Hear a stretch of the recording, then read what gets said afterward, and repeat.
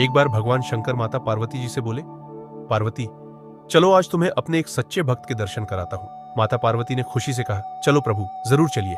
भगवान शंकर बोले, पहले एक अभक्त को दिखाऊंगा, तभी सच्चे भक्त की महिमा अच्छे से समझ आएगी। भगवान शंकर और माता पार्वती साधु के वेश में एक बहुत अमीर आदमी के घर पहुंचे। वह व्यक्ति अच्छे गद्दे पर बैठा था। उसके पास 50 गायें और 50 भैंसें थी, जिनका दूध निकाला जा रहा था। सुबह का समय था। भगवान शंकर ने साधु बनकर उससे कहा, भाई जरा 100 ग्राम दूध दे दो, शालिग्राम भगवान को स्नान कराना है। वो आदमी गुस्से से बोला, सुबह सुबह टपक पड़े हो, यहाँ कोई भंडारा खुला है क्या?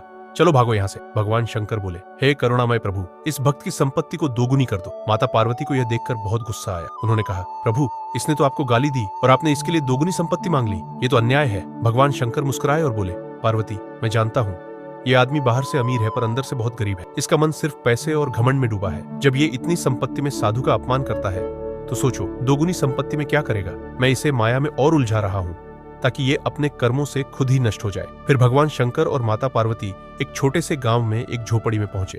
वहां एक भक्त अपनी बूढ़ी माँ और एक गाय के साथ रहता था। जैसे ही उसने साधु को देखा, वह साष्टांग प्रणाम करके बोला, आइए महाराज, कुटिया पवित्र हो गई। उसने अपने हाथ से 200 ग्राम गाय का दूध निकाला और भगवान को पिलाया। फिर बड़े आदर से बिठाकर थोड़ी देर भगवान की चर्चा की। जब भगवान वहां से जाने लगे तो भक्त बोला, महाराज, कभी कभी कृपा करके दोबारा आइएगा। जब भगवान शंकर झोपड़ी से बाहर निकले तो उन्होंने कहा, हे करुणामय प्रभु, इस भक्त की गाय और इसकी माँ दोनों को अपने पास बुला लो। माता पार्वती यह सुनकर चौंक गई। प्रभु, ये भक्त तो आपके लिए सब कुछ न्योछावर कर रहा है और आप इसकी माँ और गाय को ही छीनने की बात कर रहे हैं, ये तो अन्याय है। तब भगवान शंकर बोले, पार्वती, इसका मन अभी माँ और गाय में थोड़ा बंधा हुआ है। मैं चाहता हूँ कि इसका चित्त पूरी तरह सिर्फ मुझ में लगे। जब मैं किसी पर सच्ची कृपा करता हूँ तो उसे माया मोह के हर बंधन से मुक्त कर अपने स्वरूप में स्थिर कर देता हूँ। माता पार्वती ने यह सुना तो शांत हो गई और बोली, प्रभु, अब मैं समझ गई कि आपकी कृपा का असली अर्थ क्या है। कथा का संदेश जिस पर भगवान की सच्ची कृपा होती है उसे वो माया के जाल से निकालकर अपने में मिला लेते हैं।